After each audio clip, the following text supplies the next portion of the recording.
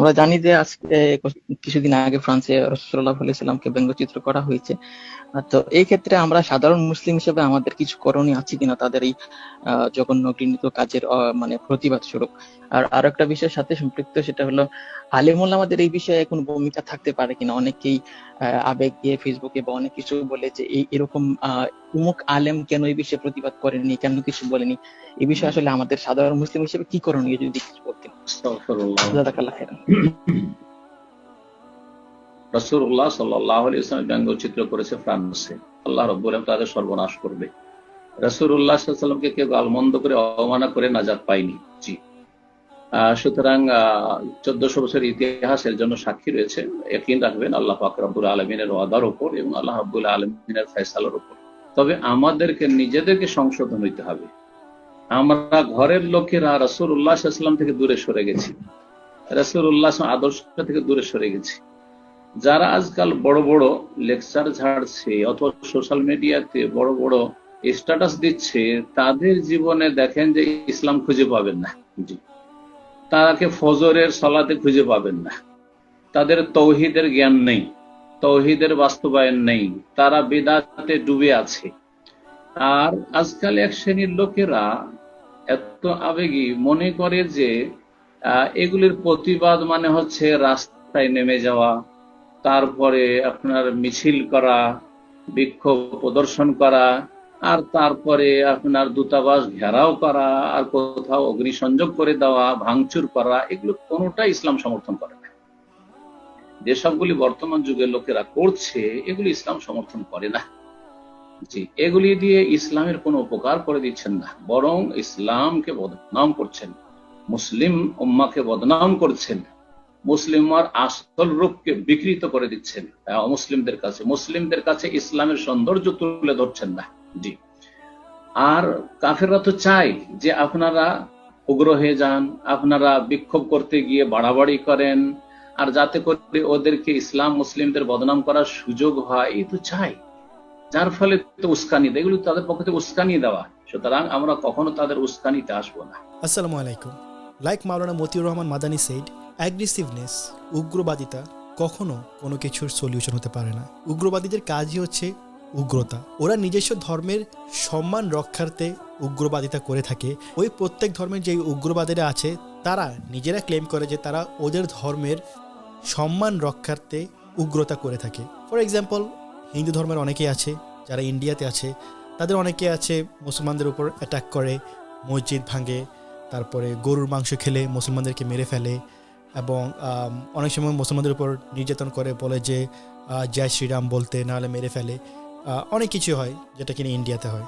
আমাদের বাংলাদেশে অনেক উগ্রবাদী আছে যারা উগ্রতা করে, পূজার আগে মন্দির ভেঙে ফেলে কিংবা মূর্তি ভেঙে ফেলে, যেটা কিনা ইন্ডিয়ার তুলনায় বাংলাদেশে অনেক কম হয়, বাট হয় না যে মোটেও তা কিন্তু না। সো প্রত্যেক ধর্মেই উগ্রবাদীরা আছে। এই উগ্রবাদীদের মতে ওরা নিজ নিজ ধর্মের সম্মান রক্ষার্থে এই সকল উগ্রতা করে থাকে। কিন্তু এই উগ্রতার মাধ্যমে ওরা নিজ ধর্মের সম্মান তো রক্ষাই করে না, বরঞ্চ নিজ নিজ ধর্মকে আরও ছোট করে তোলে। সো আমি সব ধর্মের উগ্রবাদীদের নিয়ে কথা বলতে যাচ্ছি না। সিন্স আমার মুসলিম, আমাদের বাংলাদেশি মেজরিটি মুসলিম, আমি মুসলিম উগ্রবাদীদের নিয়ে আজকে এই ভিডিওতে কথা বলতে যাচ্ছি। গত 2-3 দিন ধরে আমি ফেসবুকে অগণিত অজস্র গালি খেয়ে যাচ্ছি। আমার মা বাবাকে গালি দিচ্ছে, আমার 14 গোষ্ঠীর মেয়েকে রেপ করবে, আমার মাকে রেপ করবে, আমার মাকে এ করবে সে করবে, হাবি যাবি, লাইক মা বাবা তুলে গালি গালাজগুলো যেমন হয় আর কি। যত ন্যাস্টি গালি আছে সব আমার মা বাবা, আমার পরিবারকে দেওয়া হচ্ছে। মজার ব্যাপার হচ্ছে যারা এই সকল গালিগুলো দিচ্ছে ওদের মোস্টলি কাভার পিকচারে হচ্ছে প্রফেট মুহাম্মদ সাল্লাল্লাহু আলাইহি সাল্লামের নাম, ওদের বায়োতে হচ্ছে প্রফেট মুহাম্মদ সাল্লাল্লাহু আলাইহি সাল্লামের উম্মা, এই টাইপের জিনিসপত্র। মানে ওরা অনেক বড় প্রফেট মুহাম্মদ সাল্লাল্লাহু আলাইহি সাল্লামের ফলোয়ার্স, এগুলো ওরা ওদের প্রোফাইলে শো করে। কিন্তু আমরা এতটুকু জানি যে প্রফেট মুহাম্মদ সাল্লাল্লাহু আলাইহি সাল্লামের প্রকৃত ফলোয়ার্সরা কখনো এরকমভাবে আজে বাজে গালিগালাজ করতে পারে না। একটি হাদিসে আছে, আমাদের প্রফেট মুহাম্মদ সাল্লাল্লাহু আলাইহি সাল্লামকে জিজ্ঞেস করা হয়েছে, আল্লাহ রাসূল, মানুষ নিজের বাবা মাকে কিভাবে অভিশাপ করে? তিনি বলেন, যখন সে অন্যের বাবাকে গালিগালাজ করে তখন সে নিজের বাবাকেও গালিগালাজ করে, আর সে অন্যের মাকে গালি দেয় বিনিময়ে সে তার মাকেও গালি দেয়। বুখারী হাদিস নং 5973, তিরমিজি হাদিস নং 1902। সো এই হাদিসটার মাধ্যমেই আমরা বুঝতে পারছি যে যারা কিনা আমার বাবা মাকে গালি দিয়েছেন just because saying something which doesn't match with your opinion. আপনারা আমার বাবা মাকে গালি দেননি, আপনারা নিজের বাবা মাকে গালি দিয়েছেন। আমার বাবা 10-12 অধিক হজ করেছে, আমার মাও হজ করেছে, 5 ওয়াক্ত নামাজ পড়ে তাহাজ্জুদ সহ। সো ওদেরকে গালিগালাজ করে আপনারা যে পুণ্য কামিয়েছেন মনে করছেন, এটা আসলে কোন দিকে যাবে সেটা আল্লাহ জানে, আমি আল্লাহর উপর ছেড়ে দিলাম, সেটা নিয়ে আমি কিছু বলতে চাচ্ছি না। বাট অনেকের মতে আমি যে গালি খাচ্ছি ওইটার রিজন আছে। রিজন বিং আমি নাকি ফ্রান্স বয়কটকে সমর্থন করছি না। দিস ইজ কমপ্লিটলি রং। আমি কোথাও বলিনি যে আমি ফ্রান্স বয়কটকে সমর্থন করছি না। বয়কট ফ্রান্স প্রোডাক্ট নামের এটা আসলে হাস্যকর লেগেছে আমার কাছে। কারণটা হচ্ছে ফ্রান্সের প্রোডাক্ট বয়কট করার মতো আমাদের সেই রকম অ্যাবিলিটি নেই। ফ্রান্সের মোস্ট অফ দ্য প্রোডাক্টস হচ্ছে লাক্সারি প্রোডাক্টস। সো আমরা ফ্রান্সের প্রোডাক্ট যদি বয়কটও করি তাহলে এটা অত বেশি এফেক্ট ফেলবে না। এখন অনেকের মতো হচ্ছে যে ফ্রান্সের প্রোডাক্ট যদি আমরা বয়কট করি তাহলে ওটা যদি 1%ও যদি ফ্রান্সকে এফেক্ট করে এটা নাকি অনেক বেশি। কিন্তু আমার কাছে পুরো ব্যাপারটাই ভুল প্রক্রিয়া মনে হয়েছে, to be very honest. How is that? Let me explain. So according to the site CCI France Bangladesh, আপনারা এখানে দেখতে পাচ্ছেন, সেখানে আমরা যদি যাই, আমরা সেখানে গেলে ট্রেডে যদি যাই, ট্রেডে আমরা ট্রেড ডাটা যদি দেখতে যাই, ট্রেড ডাটা দেখতে গেলে আমরা এখানে দেখতে পারবো যে ফ্রান্স থেকে আমরা কি কি বাংলাদেশে আনি। Engines and turbines excluding planes, cars and motor bikes, aircrafts and supercraft, other machines, pesticides and other agrochemical, engines, electrical transformers, basic pharmaceutical products, measuring and navigation devices, food product, poultry and eggs, এগুলো হচ্ছে আমরা France থেকে আনি। So বুঝতে পারছেন যে France থেকে আমরা কত বড় বড় জিনিস আনি। ইভেন আমাদের বঙ্গবন্ধু স্যাটেলাইট বিল্ডের পিছু ফ্রান্সের অনেক মেকানিক্স আছে। আর আমরা কী কী জিনিস ফ্রান্সকে পাঠাই সেটা আমরা দেখি। সেটা হচ্ছে টেক্সটাইল আর্টিকেলস, তারপরে ফুটওয়্যার, ওয়ার্কওয়্যার, গেম অ্যান্ড টয়স, মানে আমরা বেসিক্যালি গার্মেন্টসের জিনিসগুলো ফ্রান্সে আমরা পাঠিয়ে থাকি। এখন আমি যেটা বলতে চাচ্ছি, এই যে স্ট্যাটিস্টিক্সটা বাংলাদেশ এবং ফ্রান্সের যে বাণিজ্যিক সম্পর্ক, এখানে আপনারা যে প্রোডাক্টগুলো বয়কট করতে বলছেন, যেমন কসমেটিক্স প্রোডাক্টগুলো, ওগুলো কতটুকু আছে আপনারা দেখেছেন?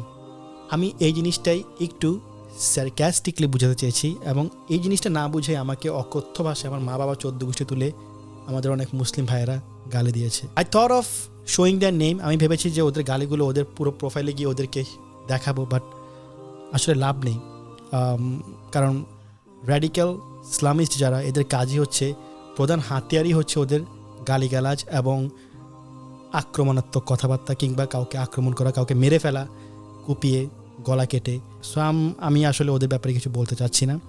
This people don't represent Islam, this people can be an ummah of Muhammad sallallahu alaihi wasallam. So what I was trying to say is, ফ্রান্সকে যদি বয়কট করতে হয় তাহলে আমার আপনার মতো সাধারণ জনগণ ফ্রান্সকে বাংলাদেশে বসে বয়কট করতে পারবে না।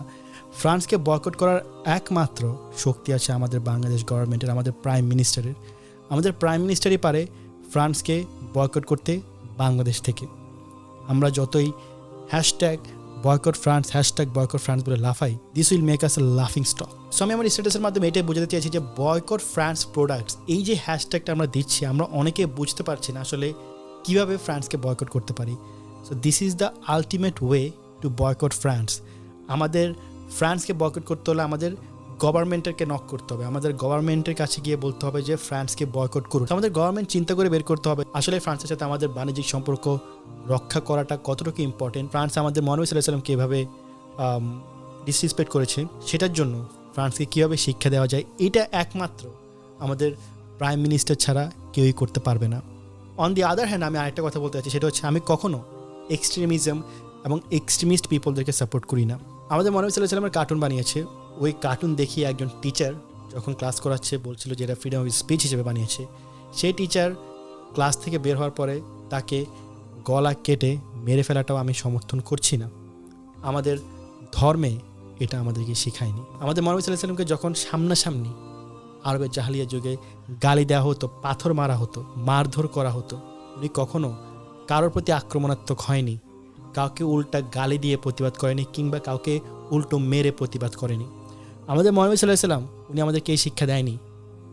আমরা ওনার থেকে শিক্ষা পেয়েছি যখন আমাদের মহানবী সাল্লাল্লাহু আলাইহি ওয়াসাল্লাম রাস্তা দিয়ে হেঁটে যাচ্ছিল, এক বুড়ি ওনার পথে কাঁটা দিয়ে রাখতো সব সময়।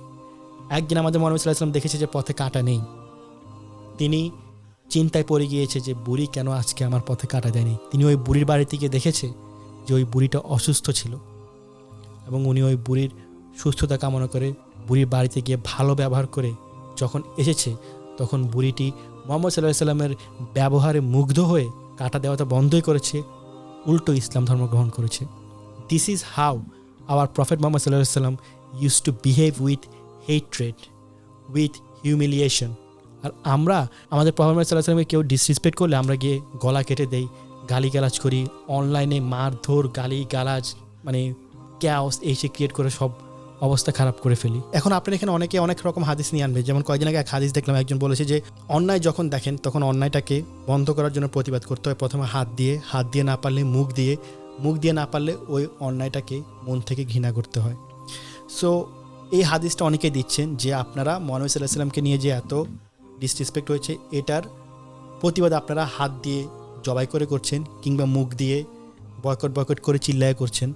সো আমার কথা হচ্ছে যে এই সেম হাদিসটা আমি আপনাদের সাথে 100% অ্যাগ্রিড, বরঞ্চ এই হাদিসটা আমি অনেক আগে আমার একটা ভিডিওতে বলেছি যে আপনারা অনেকে বলেন আমার রোস্টিং নাকি গীবত।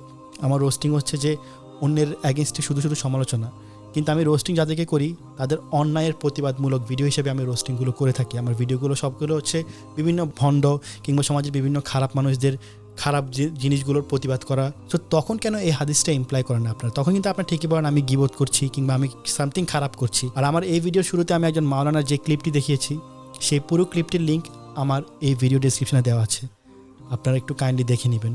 আপনার ধর্মকে কিংবা আপনার ধর্মের কোনো ইম্পর্টেন্ট পার্সনকে যদি হিউমিলিয়েট করে, ডিসরেসপেক্ট করে, সেটা রিয়াকশনটা আমাদেরকে কীভাবে দিতে হবে সেটা এই ভিডিওতে নাইসলি বলা আছে। এবং এই কথাটাই আমি বলতে চেয়েছি। আমি তো কোনো মাওলানা না, আমি কোনো হুজুর না, আমি নর্মাল একটা ইউটিউবার। আমার কথার জন্য আমাকে গালিগালাজ করা হয়েছে।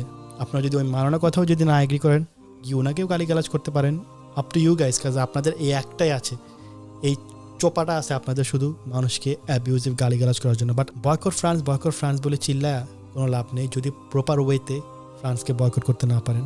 প্রপার ওয়েতে গিয়ে ফ্রান্সকে বয়কট করুন।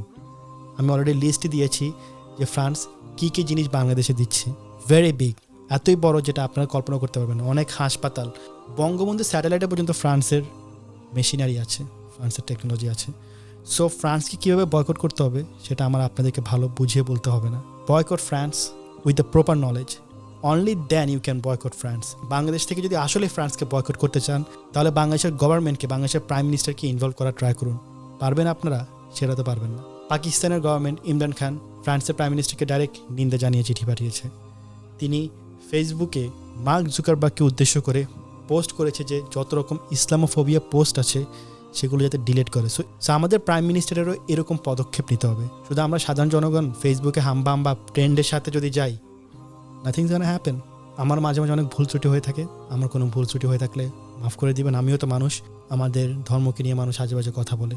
তখন মনে হয় যে এগুলো বলার রিজনই হচ্ছে এই আপনাদের মতো কিছু মানুষ যারা কিনা গালিগালাজ, অ্যাট্যাকিং, কাউকে মেরে ফেলা, গলা কেটে ফেলে দেওয়া, এগুলোকে মনে করেন যে একটা ধর্মকে টিকিয়ে রাখার একমাত্র হাতিয়ার। এদের জন্যই আমাদের ইসলাম খারাপ হচ্ছে। এই সকল জঙ্গিদেরকে আমাদের সর্বপ্রথম বয়কট করতে হবে। তখনই ইসলাম একটি শান্তির ধর্ম হিসেবে পুরো পৃথিবীতে কায়েম হবে। With that being shed, this is Tashi nation. আসসালামু আলাইকুম।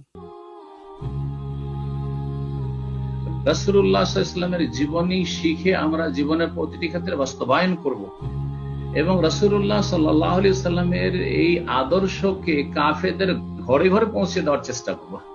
তারা রাসূলুল্লাহ সাল্লাল্লাহু আলাইহি ওয়াসাল্লামের ব্যঙ্গচিত্র কেন করছে? তারা রাসূলুল্লাহ সাল্লাল্লাহু আলাইহি ওয়াসাল্লামের অবমাননা কেন করছে? জি, ফাইন্নাহুম লা ইউকাযযিবুনাকা, আল্লাহ কোরআনে একটি আয়াতে বলছেন, হে নবী, নবীকে সান্ত্বনা দিয়ে বলছেন, হে নবী, ফাইন্নাহুম লা ইউকাযযিবুনাকা, তোমাকে মিথ্যাবাদী মনে করে না কাফেররা, ওয়ালাকিন্না যালিমিনা বিআয়াতিল্লাহি ইয়াজহাদুন, তবে জালেমরা আসলে আল্লাহর আয়াতকে অস্বীকার করে। তাদের আসল শত্রুতা হচ্ছে আল্লাহর সাথে, তাদের আসল শত্রুতা হচ্ছে আল্লাহর দ্বীনের সাথে, আয়াতুল্লাহর সাথে, আল্লাহর বিধিবিধানের সাথে, কোরআনে কারীমের সাথে, ওহীর সাথে, দ্বীন ইসলামের সাথে। দ্বীন ইসলাম থেকে রাসূলকে যদি আলাদা করে দেন তাহলে কোনো শত্রুতা নেই মুহাম্মদ সাল্লাল্লাহু আলাইহি ওয়াসাল্লামের সাথে। জি, তো আসল শত্রুতা হচ্ছে বাতিল শক্তির, কুফরি শক্তির, মুনাফিক শক্তির, মুশরিক শক্তির। তাদের আসল শত্রুতা হচ্ছে ইসলামের সাথে এবং রবের সাথে। সুতরাং তাদের ঘরে ঘরে আমরা দাওয়াত পৌঁছে দেবো। আরে তারা রাসূলুল্লাহ সাল্লাল্লাহু আলাইহি ওয়াসাল্লামের এই অবমাননা করে তাদের ঘরে ঘরে যে ইসলাম পৌঁছে যাচ্ছে, অনেক অমুসলিম ইসলাম সম্পর্কে জানার জন্য আগ্রহী হচ্ছে এবং তারা ভালো করে বুঝতে পারছে যে তাদের পায়ের তলা থেকে মাটি সরে যাচ্ছে। সুতরাং আমাদেরকে আগে নিজেদেরকে ঠিক করতে হবে, আর তারপরে তখন তার সাথে সাথে বলছি, তারপরে মানে মুসলিমরা ঠিক না হলে যে আমরা অমুসলিমকে দাওয়াত দেবো না এমন কথা নেই। তাদের ঘরে কি করে আমরা সিরাতুন নবী পৌঁছাইতে পারি, তাদের ঘরে কি করে আমরা ওহীর বিধান পৌঁছাইতে পারি, তার জন্য আমাদেরকে পরিকল্পনা তৈরি করতে হবে, দাওয়ার কাজে আমাদেরকে তৎপর হতে হবে। আল্লাহ রাব্বুল আলামিন যেন তৌফিক দান করেন এবং আল্লাহ রাব্বুল আলামিন নবী সাল্লাল্লাহু আলাইহি ওয়াসাল্লামের সিরাত প্রতিটি ঘরে ঘরে পৌঁছে দেওয়ার জন্য তৌফিক দান করেন। জাযাকুমুল্লাহ।